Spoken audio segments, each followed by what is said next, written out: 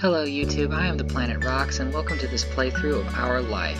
Now what makes this game unique is that it's kind of it is a romance game, but it starts from like your childhood, so it's that kind of a romance where like you're really good friends as children and you grow up and you go through high school together and you go through college together and like you fall in love by the end of it. So it's really cute in that way. And I'm gonna play it as kind of like a reflection of my life. So at first the character is going to be AMAP, and then eventually they're going to, like, by either the third or the second part, they're going to start their transition.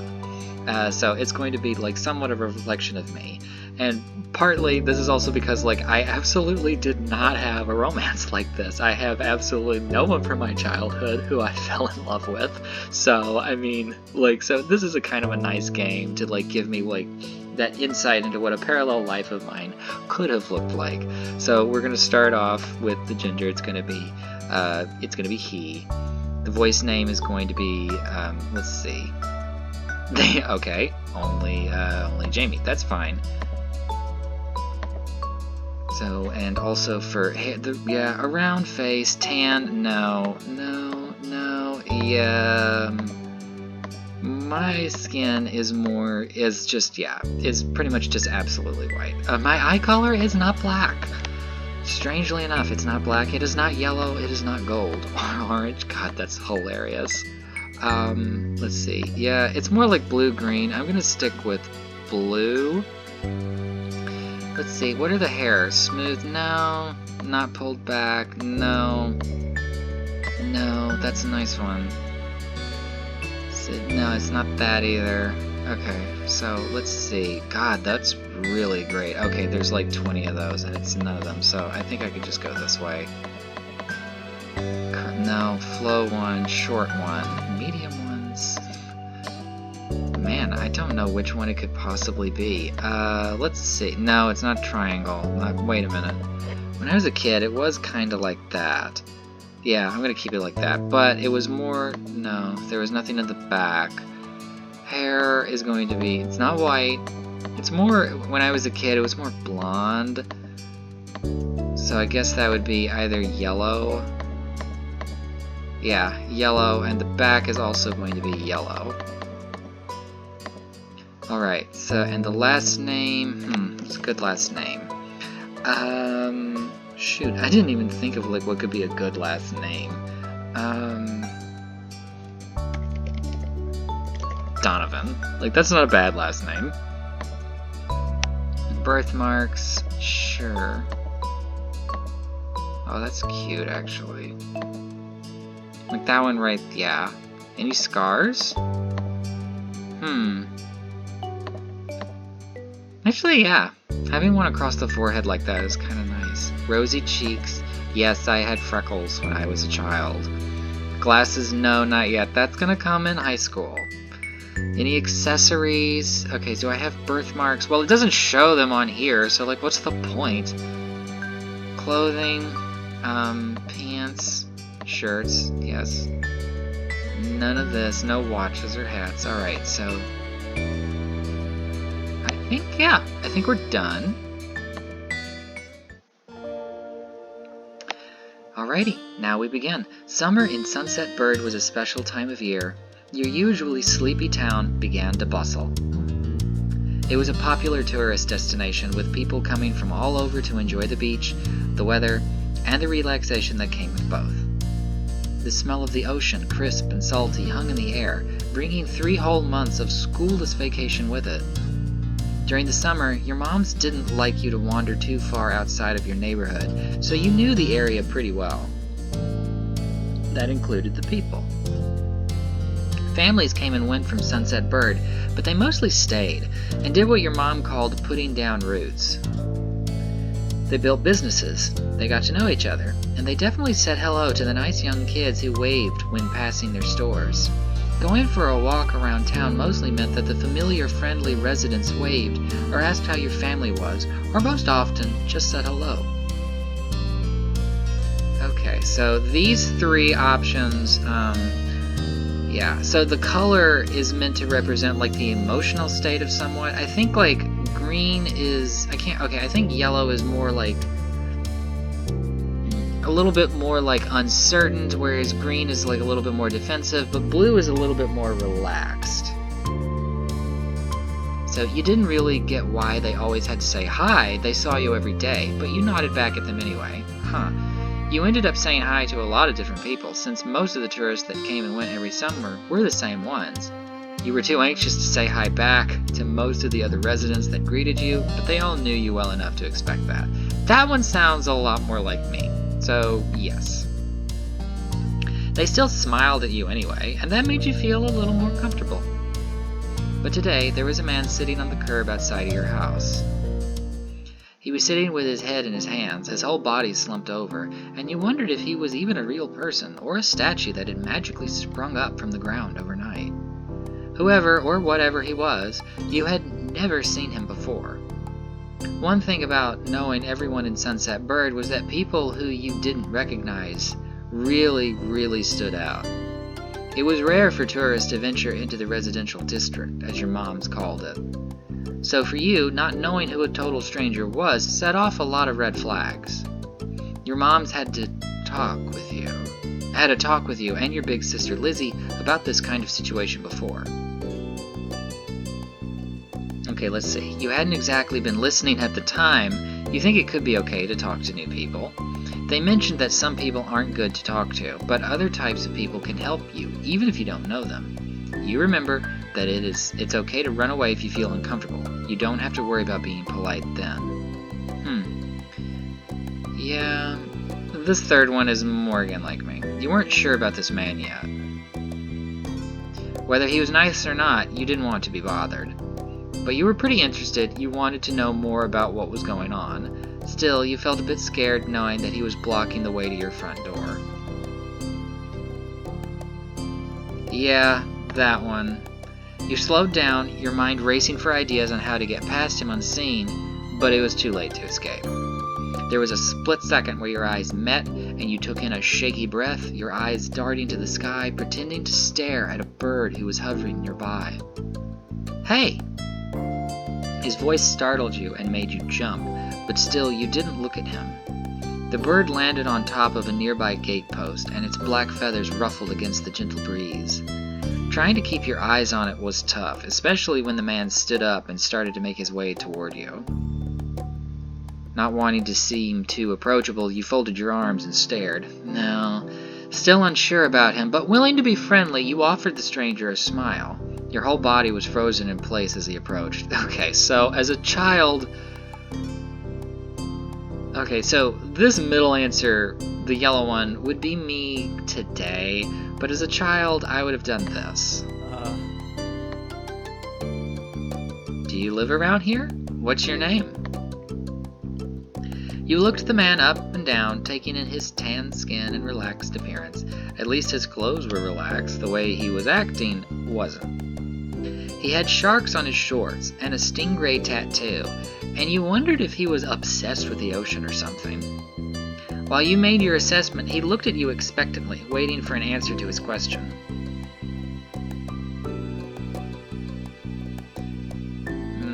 I think, yeah, I'd say that. He looked happy to hear it, giving you a broad smile. Ooh, money. He reached into his pocket and pulled out a clean $20 bill. It crinkled in his hand as he held it up to you. Even more confused than before, you looked back at him. Well... Could you do me a favor? Nothing bad. Sorry, I should have... Let me start over. He cleared his throat and stood up straighter. From where you were standing, it just made him look creepier. I have a son. His name is Cove, who's about your age. Cove, that seemed like a strange name for an actual living person to you. You chewed on the inside of your cheek. This guy was definitely obsessed with water. You thought that was pretty cool. So let's see. Yeah, this seemed like a strange name. But definitely the kind of name someone like this guy would give their kid. We moved in across the street, see? He gestured toward the house that had been empty for a year, his watch catching the late afternoon sunlight and reflecting off the walls. The gigantic for sale sign was finally gone. "You must be Jamie Donovan, right? I met your moms earlier, and they told me you were 8, just like him. So..." He shook the $20 bill to bring it back to your attention, a hopeful smile tilting his lips at the corners. "Can you try to be friends with the boy? Just give it a chance, and you can keep this. He's a good kid. You'll like him. Do you mind? But you gotta keep it a secret too, okay? It wouldn't be friendly to say his dad sent you." You eyed the man. You kind of felt sorry for Cove.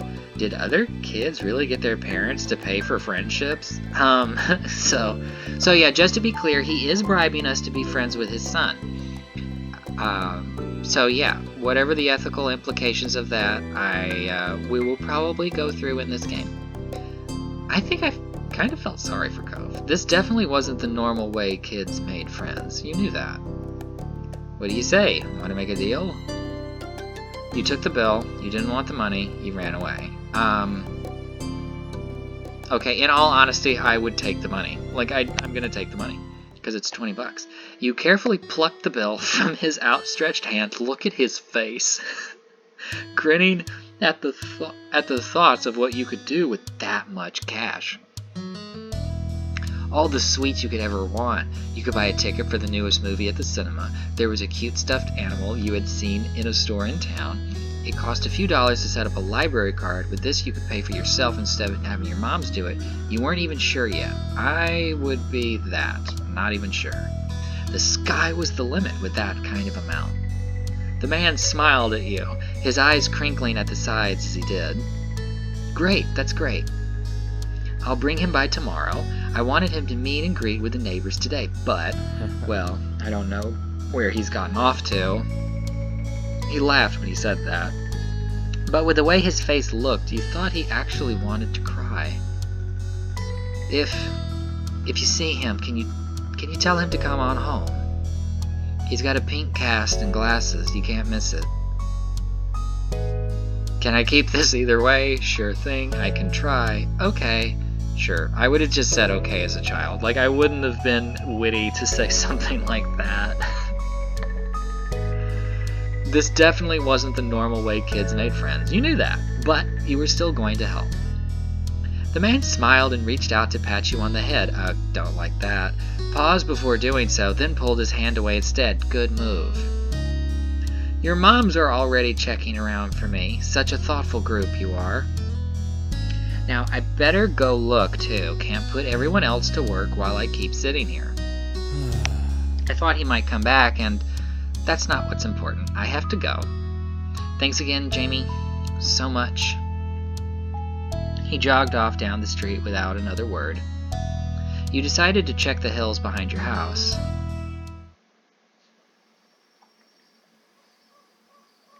Step 1. First sight. The chirping of crickets in the tall grass greeted you, quiet and familiar. From the top of the hill you could see the ocean. As you walked, you listened to the crash of the waves on the shore and the seagulls squawking as they settled down for the night. You always loved the ocean. It was so much fun. You loved to hear stories about the sea, about the merfolk and sea serpents you imagined living far beneath the waves. You didn't enjoy the beach all that much, especially the sand, which got absolutely everywhere. Okay. That's kind of me now. I don't particularly care for the ocean. I just don't. Like, I'll stare at it from the beach, but I won't go swimming. I just don't particularly care for it. But when I was a child, I really, really did, so we're sticking with that. Sometimes Lizzie would join you, the two of you splashing each other in the waves. Those were the best days. You took in a deep breath. You wanted to try to relax, and couldn't. You weren't sure what, but something told you that you weren't alone. So you glanced around. There was a boy, sitting at the top of one hill, almost completely hidden within the long grass and white flowers surrounding him. His head was buried in his knees, staring ahead by himself. For whatever reason, probably just that he wasn't paying attention, he hadn't noticed you yet. You watched him a minute longer, feeling a little bit like you'd found a deer in the wild. Though deer didn't have green hair, that's fair, wavy eyebrows, huge glasses, pink casts, sad frowns. So we could kind of pick any of these.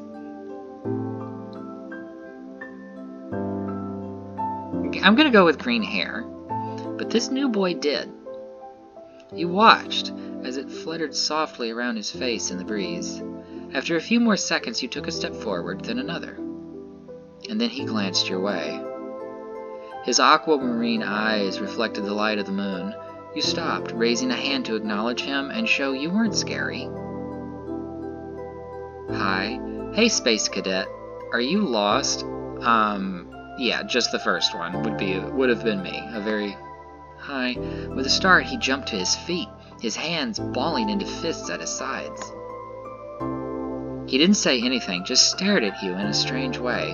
Aw, he looks like he's crying. He'd been crying, so I was right. There were traces of tears on his cheeks and his knees, soaking the hem of his shorts, and his eyes were still shining with a few more. You'd obviously caught him off guard. His pink cast seemed to glow in the twilight, though when he caught you staring at it, he hid his arm behind his back. Something the man earlier had said stuck out to you. Cove? Ah. Eyes wide, he studied you. How'd you know that? You touched the money in your pocket, feeling it crinkle beneath your fingertips. I met your dad, and he bribed me. No, I'm all-knowing. Lucky guess. Okay, I really wish I had been very witty when I was this age, because I would have said one of these two things, but no, I was not a witty child. Oh. He sounded so disappointed. So, is this your hill? Yes, Cove, I owned this hill. He gestured with his uninjured arm to the patch of grass surrounding you, his face falling at the prospect. I can leave if it is. Yep, you can't own a hill. You shook your head. No, I wouldn't have said that. Again, wouldn't have been witty enough to say that, and you shook your head. While doing so, you also picked at a strand of lint on your leg. What a weird question to ask someone. Oh. He sat back down with a thump, resting his chin on his knees again. Curious about the strange new boy with the odd dad, you sat on the patch of grass next to him. The pure white flowers that covered this hill rocked back and forth gently as the stars twinkled above. The way they dotted the sky made them seem like flowers too. The night wind was cool as it traveled over the ocean and up the hill, chasing away the heat from the afternoon sun. Why are you here? Why'd your family move? Yeah, the first one. A quiet hiccup escaped Cove as soon as you asked the question. Almost like they'd never stopped, his tears started up again with a vengeance. My parents, they don't want to live together with me anymore. Oh. The tears fell fast and heavy over his flushed cheeks, sticking in his dark lashes. My mom made my dad leave, and he took me with him, and now we have a house here, and I want to go home. The outburst took you off guard. By the time he was done wailing, Cove's chest was heaving with exhaustion. He sniffled and removed his glasses, wiping at his eyes with the back of his hand before he put them back on again. I hate this place. I want my real life back. I want my mom. I'm sorry. Your dad seems kinda nice. You'll like it here. You just have to get used to it. Stop crying. Okay, no. Come on. So these bottom two, that one's just cruel. This one is kind of just useless advice. If it was me as a child, I would have said that. He slipped his hands underneath his glasses and pressed his fingers against his eyelids. Cove wound himself up again for another long crying fit. You felt bad for him being forced to come here with no choice. You couldn't imagine what it would feel like to live with only one of your moms, but it must be pretty hard. But from way off in the distance, you heard your parents. Jamie! Cove? Kids, where did you go? Cove looked at you, tears still clinging to his cheeks. Don't tell them we're here. I want to go home. I don't want to go back to that house. I want to go home. You can handle it. You have to go. Don't worry so much. Sorry, I have to. It will be okay. Okay, so... I don't know. None of these really seem all that great. Sorry, I have to. No. It will be okay. Maybe. Don't worry so much. No. You have to. You can handle it.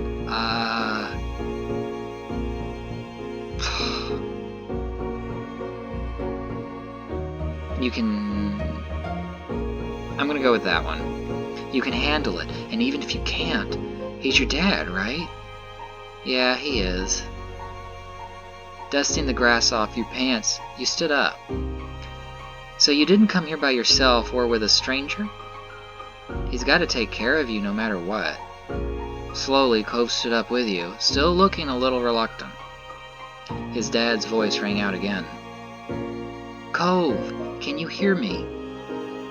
He looked toward the sound of his dad's voice, silent, and then turned away while rubbing his not bandaged arm. Sorry. I still don't want to go. You called out yourself, you waited silently with him, you tried to convince him. I think... You waited silently with him. Yeah, I get it. You do. Before you could answer, you heard Cove's dad, even closer than before. There you are, bud. The trio of parents appeared over the curve of the hill. Instantly, all their eyes landed on you, and they rushed over. Both of your moms were at your side in a split second, faces filled with worry. Jamie, you're here after all.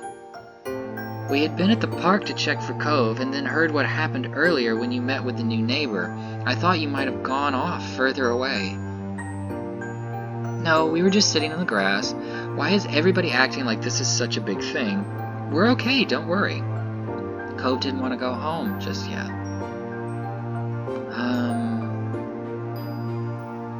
This one. Thank God you're both fine. Were you two having fun out here? You looked over at Cove, who was wiggling against his dad's tight hug and pushing at his arms. You shrugged. Yeah, I like him.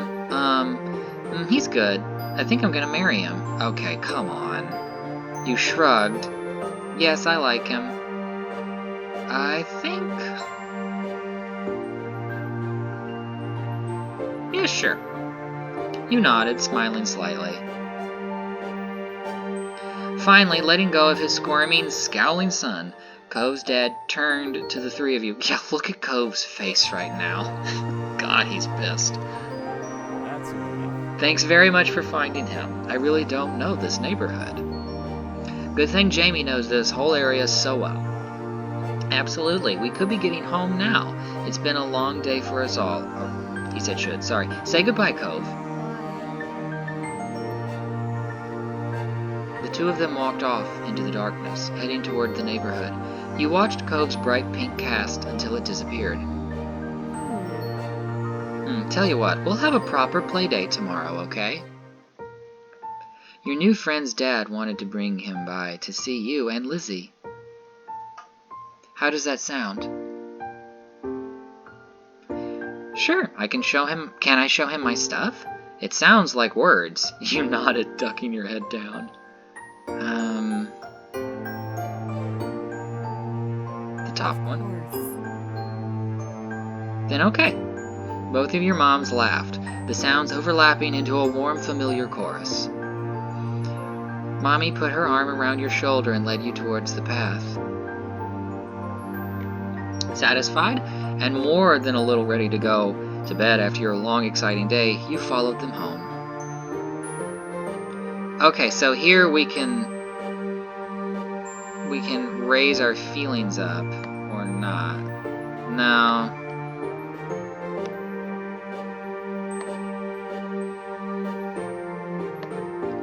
So let's see. I think nervous fondness is fine.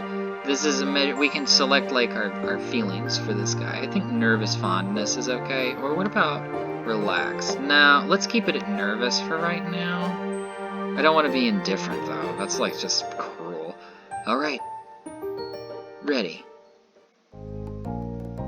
So, alright, so I'm going to call it a day for right now. We've met Cove. Be sure to join me next time for the second part of this playthrough. That should be loaded up sometime next week. I am the Planet Rocks, and thank you so much for joining me in this playthrough of Our Life. Be sure to subscribe to my channel, click the bell for notifications, and like this video. Once again, I'm the Planet Rocks, and thank you for joining me.